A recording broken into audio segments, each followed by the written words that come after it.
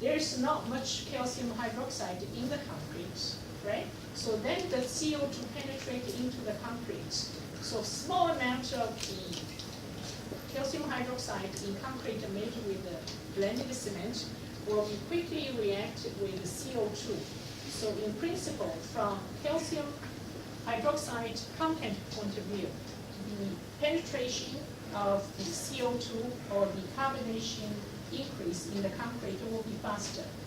But on the other hand, we talked about in previous class, due to pozzolanic reactions, you have the extra calcium silicate hydrates, which can fill the voids. So overall, the density of the concrete is actually better when we talk about the concrete made with blended cement, right? So therefore, when we're dealing with the Portland cement and the blended cement, their effect on the K here, depending on which parameter is more dominant, whether it's calcium hydroxide content or the void content. The other thing which influences the carbonation is temperature and relative humidity. Relative humidity have a significant influence on the depth of a carbonation. So if we are dealing with a concrete which have all the capillary voids are filled with water. So in this kind of situation, since the capillary voids are filled by the water, then the CO2 cannot penetrate into the concrete easily. On the other hand, if you have a completely dry concrete and the reaction of calcium hydroxide and CO2 is also fairly slow.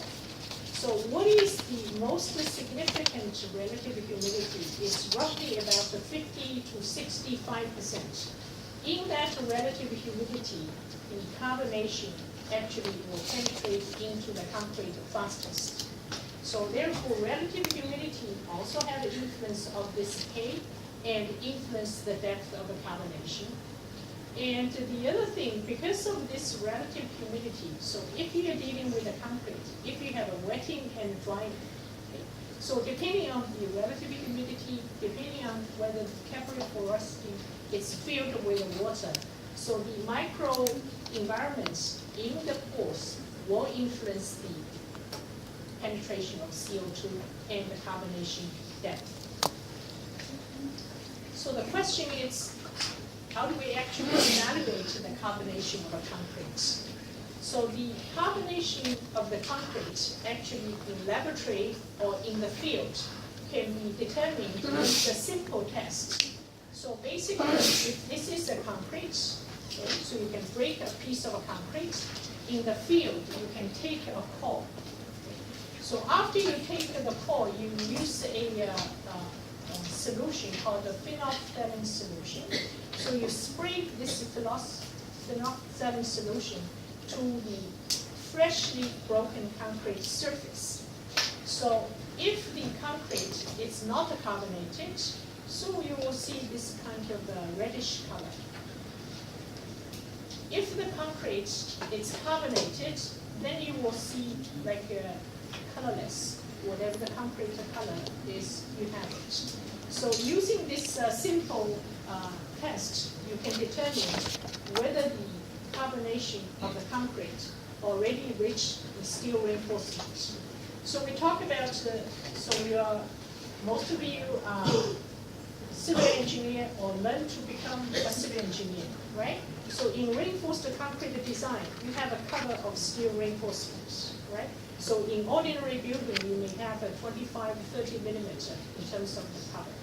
So if this cover of the concrete all carbonated, so give you indication that in the vicinity of a steel reinforcing bar, your pH of a pore solution may be already low. Right. So therefore, this testing method allows you to determine whether in the vicinity of steel reinforcing bars, the concrete is already carbonated, which indicates the pH level of the pore solution can be low. Okay, next thing which can lead to the destroy or damage of a tested film, as I mentioned, is chloride. So we talked about seawater, we have chloride. And the de-icing salt, you also have chloride. And because of the corrosion of steel reinforcement in reinforced concrete structure, it's one of the biggest, most severe problem of reinforced concrete structures. When you build the structure, so in concrete, when you're making concrete, the raw material, in the raw material, the chloride is very tightly controlled. So although you can say that in raw material, you can have some aggregates contaminated by salts, and also water contaminated by salts, so kind of situation or admixture. Because of the main concern for this corrosion of steel problem in reinforced concrete, in principle, in all these raw materials used for making reinforced concrete structure, chloride should be controlled. So as I mentioned in early class, for example, accelerating admixture. So calcium chloride can be used as accelerating admixture, right? But due to the consideration of a potential corrosion problem, actually people do not use it because of a cancellation of corrosion. So if we consider all these raw materials, you tightly control the chloride in this raw material. So mainly the consideration during the service life is the seawater and de-icing salt from the environment and penetrate into the concrete. Okay, when the chloride from the environment, whether it's due to seawater or salt water, when these chloride penetrate into the concrete, and inside the concrete, the chloride can have three different forms. So when the chloride first penetrate into the concrete, some of the chlorides will be physically bound. So these physically bound chlorides will be absorbed on the surface of calcium silicate gel. And some of the chlorides, when they penetrate into the concrete, it will be reacted with calcium aluminate hydrates. So as a result, due to this chemical reaction, it will form a calcium chloroaluminate. So, but all these, the amount of the C3A related hydrogen products in the concrete is limited, right? So when the chloride penetrates into the concrete, when all these calcium aluminate related hydrogen products are reacted with the chloride to form calcium chloroaluminate. When all these C3A related hydrogen products are reacted or used up, the further penetration of the chloride into the concrete will be in free chlorides. So these free chlorides are water soluble and basically in the pool water. So when we talk about the corrosion of steel reinforcement, it is mainly related by the free chlorides in the pool water.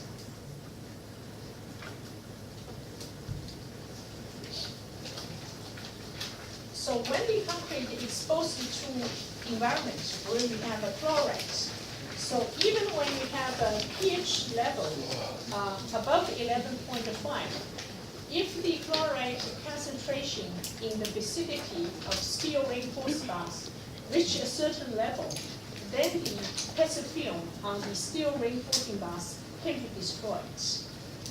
So basically, the reaction is that the chloride will react with ions to form a iron chloride complex. This iron chloride complex reacts with hydroxides in full solution, form iron hydroxides, and chloride ions released, and then it goes back. So this reaction continues. So your question is that, what is the concentration of a chloride in the vicinity of steel reinforced bars can destroy the PESA film and can cause the corrosion of steel reinforcement? Research shows that the concentration of a chlorides, which influence the corrosion of steel reinforcement, it's related not only the concentration of a chloride itself, also related to the concentration of a hydroxide. So in principle, the ratio of chloride ion concentration divided by the hydroxide ion concentration, the ratio is equal to or greater than 0.6. If other conditions are satisfactory, then the corrosion can be initiated. The corrosion of steel reinforcement in the reinforced concrete structure is actually electrical chemical process. So in the corrosion process, you have anode reaction and cathode reaction. So in the anode, so basically you have iron in the steel reinforcing bars. It's being oxidized, and you have become ions and release 2 electrons. And in the cathode, the reaction is reduction reactions. These 2 electrons combined with oxygen and water to form hydroxide ion.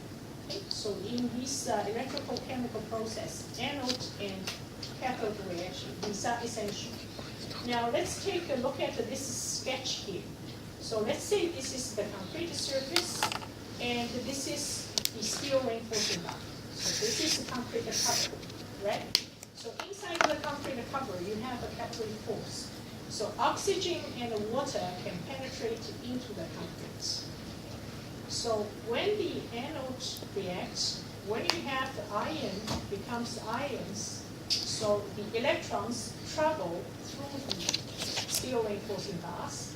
In the cathode, these electrons combined with oxygen and water penetrate into the environment and to form hydroxides. The hydroxide ions can penetrate through the pores of the concrete, combine with this ions to form corrosion products. So combine these anode reaction and cathode reactions, so you will have iron hydroxides.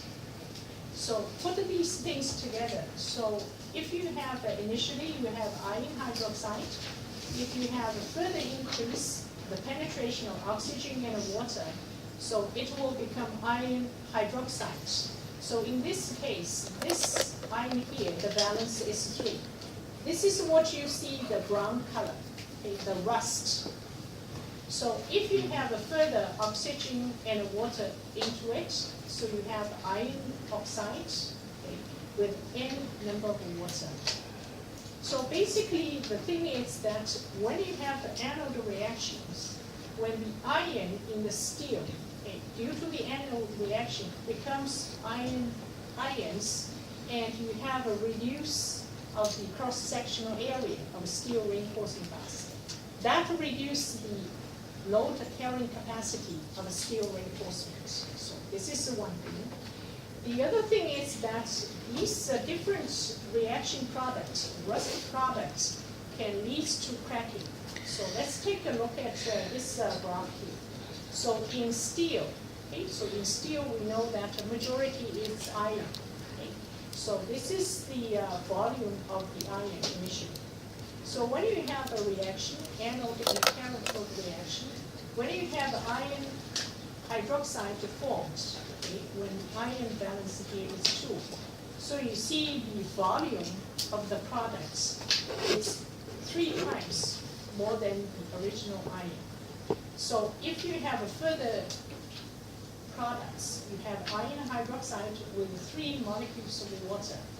The volume of the products is about 6.5 times compared with the original steel. So in hardened concrete, in reinforced concrete structure, due to the formation of these rust products, it causes internal stress. So eventually it will cause cracking of the concrete. Okay? So you have a reduced load carrying capacity, and also you have cracking and spalling. So in this situation, when the oxygen is limited, and then the reaction is limited to step number 1. So in this kind of situation, steel bars can corrode without cracking the concrete cover.